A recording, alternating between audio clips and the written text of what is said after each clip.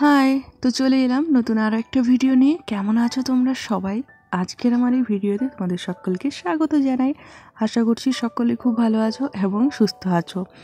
এখন আমি আছি আমার বাপের বাড়িতে। আজকে সকাল সকাল বানাচ্ছি বেগুনি মুড়ি খাওয়ার জন্য। সকালবেলা এখানে মুড়িয়েই খাওয়া হয়, আর মুড়ি খাওয়ার জন্য প্রত্যেক দিন এই বেগুনি বা পকোড়া বা পকোড়ি এই ধরনের কিছু বানানো হয়। তো এমনিতে তো মাই বানায়, আজকে আমি বললাম যে আমি বানাই, কারণ মায়ের শরীরটা একটুখানি খারাপ, আর আমি যখন আছি তখন খারাপ শরীর নিয়ে বানানোর দরকার নেই, আমি বানিয়ে নিচ্ছি। তো সকাল সকাল ওই জন্য বেগুন কেটে বেসন গুলে গরম গরম বেগুনি ভাজা হচ্ছে, এরপর খাওয়া হবে মুড়ি। আর এইখানকে এসেছি আমি, তারপরে সেরমভাবে ভিডিও বানানো হয়নি। আজ 2-4 দিন পর ভিডিওটা 2-4 দিন নয়, 2-3 দিন পর আমি ভিডিও বানাচ্ছি। আর এখানকে আসার পর থেকে যেটা সবথেকে বড় প্রবলেম হয়ে গেছে, রোদ দেয়নি, এই জন্য ঠান্ডাটা প্রচণ্ড পরিমাণে লাগছে। আমি যেদিন এলাম সেই দিনের ভিডিও তো তোমরা দেখেছো কী পরিমাণে কুয়াশা ছিল, মেঘলা মেঘলা ছিল, ঠান্ডাটাও মারাত্মক পরিমাণে ছিল।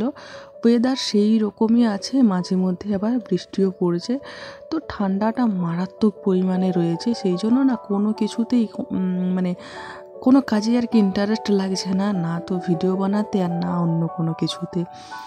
যাই হোক, এই যে বেগুনিগুলো ভাজা হচ্ছে, বেগুনি আমি এতদিন অন্যরকমভাবে ভাজতাম, কিন্তু আজকে মা আমাকে একটা দারুণ পদ্ধতি শেখালো বেগুনি ভাজার। তো সেই পদ্ধতিতে আমি বেগুনি ভাজছি। আমি বাড়িতে গিয়ে যেদিন এই পদ্ধতিতে বেগুনি ভাজবো সেই দিন তোমাদের সাথে শেয়ার করব, ঠিক আছে? এই পদ্ধতিতে কিন্তু খুব ইজিলি হয়ে যায় বেগুনিগুলো, দারুণ হয়। যাই হোক, বেগুনির সাথে সাথে আমি একটা টমেটো কেটে নিয়েছিলাম, আর ওই টমেটোটাও বেগুনির মতো বেসনের গোলায় ডুবিয়ে আর কি ভেজে নিচ্ছি। খুব ভালো লাগে খেতে এই রকম করে। তবে হ্যাঁ, টমেটোটাকে আগের থেকে একটুখানি নুন মাখিয়ে রাখতে হয়। সেই সঙ্গে শুকনো লঙ্কা বেসনে ডুবিয়ে ভেজে নিচ্ছি মুড়ি দিয়ে খাওয়ার জন্য। সকাল সকাল মুড়ি টুড়ি খাওয়া দাওয়া হয়ে গেছে, ওয়েদারটা একটুখানি পরিষ্কার করেছে। তারপর এসেছি এই ঘরটাতে। এই ঘরটা আগে কোনো দিনও হয়তো তোমাদের সাথে সেভাবে শেয়ার করা হয়নি, কিন্তু আমার রুমের জানালা দিয়ে দেখালে যে সাদা সাদা একটা ঘর দেখা যেত, সেটাই হচ্ছে এই ঘরটা। এই ঘরটা নতুন করে করা হয়েছে, মানে ঘরটা করা হয়ে গেছিলো, কিন্তু এই মেঝেটা করা হয়েছে আর ঘরটাতে রং করা হয়েছে। আর এটা হচ্ছে আমাদের রান্নাঘর। মানে আগে এতদিন আমরা ঘরেই রান্না করতাম, কিন্তু এখন থেকে এই ঘরে রান্না করা হবে। এইটাকে রান্নাঘর হিসেবে ব্যবহার করার জন্য আর কি এই ঘরটা করা হয়েছে। তো এই ঘরটায় প্রচণ্ড পরিমাণে নোংরা রয়েছে, কারণ এই ঘরটায় জিনিস ছিল। আর এখন আমাদের ঘরের হচ্ছে কাজবাজ চলছে, মানে গোটা ঘরে রং করা, পুট্টি করা, আর টুকটাক পাঁচিল টাচিল এইসবও কিন্তু করা হচ্ছে। সেই জন্য সেই সব জিনিস এই ঘরটাতে রাখা ছিল।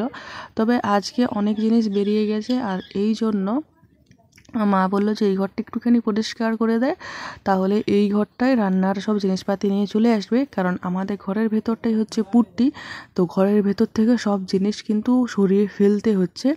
তো মা বললো এই ঘরটা যখন কমপ্লিট হয়েই গেছে, তখন এইটা যেহেতু অনেক বড় একটা রুম, তো এই ঘরে অনেক জিনিস রাখা হবে এবং সেফলি রাখা হবে। যেহেতু আমাদের যে মেন ঘরটা, সেই ঘরটার থেকে এই ঘরটা মোটামুটি মানে একটুখানি দূর বলতে কি বলছি, যে ঘরটার সাথে কোনো ওই ঘরটার সাথে এই ঘরের কোনো কিন্তু সম্পর্ক নেই। তো প্রথমে তো ঘরটা আমি ঝাঁট দিয়ে পরিষ্কার করলামই, আর তারপর দেখো আমি এই ঘরে পাইপ দিয়ে পুরো জল দিয়ে দিয়েছি। জল দিয়ে একবার ঝাঁট দিয়ে বার করলাম। তারপরে আবার কি করছি, একটুখানি ডিটারজেন্ট পাউডার দিয়ে দিয়েছি। তারপরে আবার জল দিয়ে ভালো করে ঘষে নিয়েছি। আর এখন আমি ঝাঁট দিয়ে এই ঘর থেকে আবার সেই জলটা বার করে দিচ্ছি বাইরে। এরই মধ্যে মোটামুটি ঘরটা পরিষ্কার হয়েই গেছে, কিন্তু এইভাবে রেখে দিলে তো হবে না, ঘরটাকে আবার মুছতে হবে। কারণ ওই যে এমনও হয়েছে যে কাদার বা ধুলোর দাগ বসে গেছে, সেইগুলো ঘষে ঘষে তুলতে হবে। তবে হ্যাঁ, খুব একটা বেশি নোংরা হয়নি, পরিষ্কার তাড়াতাড়ি করেই হয়ে যাবে আর কি। তো আমিও চেষ্টা করছি তাড়াতাড়ি করেই করার, কারণ বেশি দেরি করলেই বেশিক্ষণ জলে থাকা যাবে না। একেই ওয়েদারটা প্রচণ্ড পরিমাণে খারাপ হয়েছে।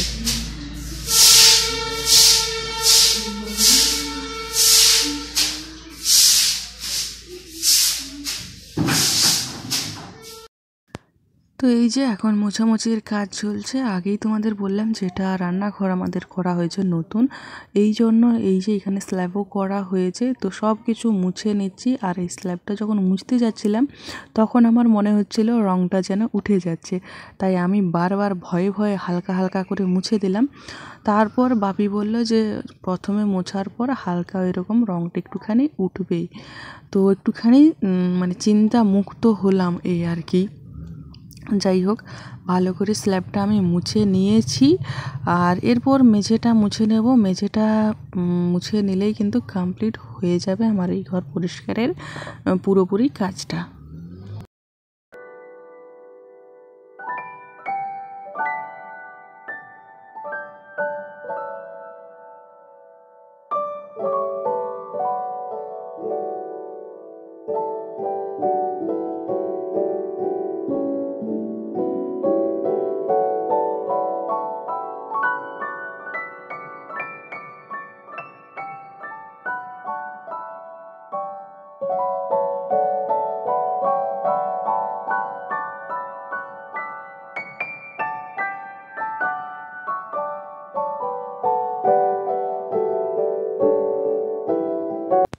ঘরটা জল দিয়ে ডিটারজেন্ট দিয়ে দুবার ঝেঁটিয়ে বার করেছি, আবার মুছতেও হলো আমাকে দুবার ধরে, কারণ ওই ডিটারজেন্ট পাউডারটা কেমন যেন ফেনা ফেনা হয়ে যাচ্ছিল। যাই হোক, এখন এসেছি আমি বাড়ির দিকে। আজকে চলো তোমাদের দেখাই আমাদের বাড়িতে কী কী চাষ করা হয়েছে। যদিও পুরো বাড়িতে দেখাতে পারবো না, অতটা সময় এখন হাতে নেই। এখন মোটামুটি দুপুর হয়ে গেছে, 11:30 12টা মতো, কিন্তু এই যে ওয়েদার খারাপের জন্য মনে হচ্ছে এখনও সকালই রয়েছে। তো এইখানে হচ্ছে আমাদের বিভিন্ন শাক চাষ করা হয়েছে। আমি উল্টো দিক দিয়ে ঢুকবো ভাবছিলাম, মানে প্রথমে আমি খুঁজে পাইনি যে কোনটা দিয়ে ঢুকবো। তারপর বাপি দেখিয়ে দিল, তো সেই জায়গাটা দিয়ে আর কি ঢুকে পড়লাম। প্রথমেই পেঁয়াজ লাগানো ছিল, যেটা নেটের বাইরে ছিল। আর এই নেটের ভিতরে আছে পুনকা শাক, পালং শাক, মূলো শাক, ধনে পাতা, লঙ্কার গাছ, আর একটা কী যেন ছিল ভুলে গেছি। তো এই আমি এসেছি এখন পুনকা শাক তুলতে। বেশ সুন্দর কচি কচি পুনকা শাক রয়েছে, সেই পুনকা শাকগুলো এক মুঠো তুলে নেব।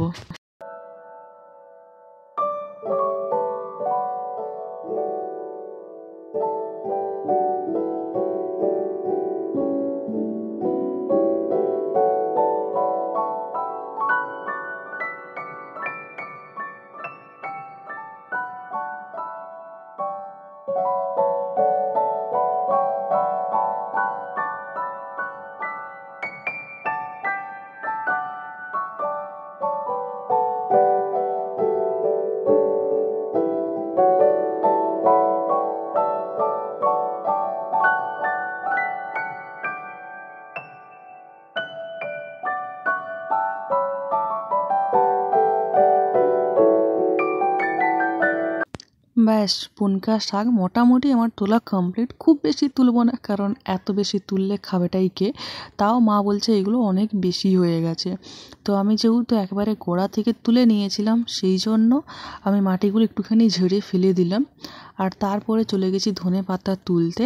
ধনে পাতা দুটো বাড়ি আমাদের রয়েছে, একটা বাড়িতে গাছগুলো অনেক বড় বড় হয়ে গেছে। তো এই জন্য আমি ওইখান থেকেই মানে ডাল ভাঙা বা মানে পাতা তোলার মতো করে আমি তুলে নিচ্ছি। আর একটা বাড়িতে ছোট ছোট ধনে পাতা যেমন হয় ধনে পাতার গাছ, সেই রকম হয়েছে। তবে ওইগুলোর থেকে এই ধনে পাতাগুলোর দেখছি গন্ধটা খুব বেশি, মানে খুব জোরালো গন্ধ। আমি তুলছি তাতেই পুরো একদম আমার নাক ভরে যাচ্ছে এই ধনে পাতার গন্ধেতে। তো এইখানের গাছগুলো তোমরা দেখতেই পাচ্ছ, হাইটে কিন্তু অনেক বড় বড় হয়ে গেছে। জানি না কেন এত বড় হয়েছে। আর সেই বড় গাছের মতো ডালপালা মানে বিস্তার করে দিয়েছে এই ধনেপাতা গাছেই, ঠিক আছে। আর এই যে সামনেই দেখতে পাচ্ছ যে গাছগুলো, এইগুলো হচ্ছে মূলো শাকের গাছ। আর মূলো শাকটা বাপি খুবই পছন্দ করে, সেই জন্যই লাগিয়েছে। তবে এই গাছগুলোতে কিন্তু ওই খাওয়ার জন্য মূলো কিন্তু একেবারেই হয় না, এগুলো শুধু কিন্তু শাকের জন্যই, বুঝতে পেরেছো। যাই হোক, এইদিকে শাক আর ধনেপাতা দুটোই কিন্তু আমার তোলা হয়ে গেছে। চলে এলাম ঘরে হাত পা ধুয়ে। এখন ভাবলাম যে সবজিগুলো কাটাকাটি করে দিই। আজকে মায়ের শরীরটা একটুখানি খারাপই ছিল, তো সেই জন্য মাকে যতটুকু যা সাহায্য করা যায়। রান্নাটা মা বললো আমিই করবো, তোকে আর হড়বড় হতে হবে না, কারণ আমি ওই যে ওইদিকে ঘর টর পরিষ্কার পরিচ্ছন্ন এইসব করছিলাম। তো ঝটপট করে আমি বললাম তাহলে সবজিগুলো কেটে দিই। সেই করে আমি এখন সবজি কাটতে বসেছি। একটা ঝুড়ির মধ্যে এক ঝুড়ি সবজি রয়েছে। আর দেখো প্রথমেই যে বেগুনটা আমি কাটতে গেছি সেই বেগুনটাই পোকা। তো বেগুনটা আমি 4টে টুকরো করলাম, তার মধ্যে একটা টুকরো ভালো বেরোলো, তারপরে কিন্তু পোকা রয়েছে। তো আমি এটা মাকে বলছিলাম, মা বলছে আরও তো অনেক বেগুন আছে বাবা, সেইগুলো কাট, পোকা বেগুনটা ফেলে দেয়। তো হ্যাঁ, পোকা বেগুনটা তো ফেলতেই হবে, ওটা তো আর চাইলেই রান্না করা যাবে না, তো এই ফেলেই দিতে হলো। কিন্তু একটা জিনিস আমার খুব খারাপ লাগে, পয়সা দিয়ে কেনা বেগুন কেন পোকা বার হয় বুঝতে পারি না। তবে হ্যাঁ, পোকা বেগুনের কিন্তু টেস্ট খুব ভালো হয়। আর আমি এই যে দেখতে দেখতে দেখো এদিকে একটা পোকা বেগুন দিয়েই দিয়েছিলাম, সেটাও আবার ফেলে দিলাম। আর এখন উঠে গেছে তো নতুন আলু, তাই নতুন আলু কেটে নিচ্ছি। নতুন আলু কাটতে বেশ ভালো লাগে, কারণ ওর খোসাটা ছুলতে হয় না, বটিনের পেছনে একটুখানি ঘষে দিলেই ওর খোসাটা কিন্তু উঠে যায়। তবে এই আলুগুলোতে প্রচণ্ড পরিমাণে ধুলোবালি থাকে, সেটাই একটুখানি খারাপ লাগে। তো এরই মধ্যে একটা তরকারি সবজি আর কি আমার সব কাটা হয়ে গেছে। আমি আর একটা তরকারির জন্য সবজি কেটে নিয়েছি। মায়ের হাতে ছেঁচড়াটা আমার খুবই ভালো লাগে, তো মাকে আজকে বললাম যে ছেঁচড়া বানাও।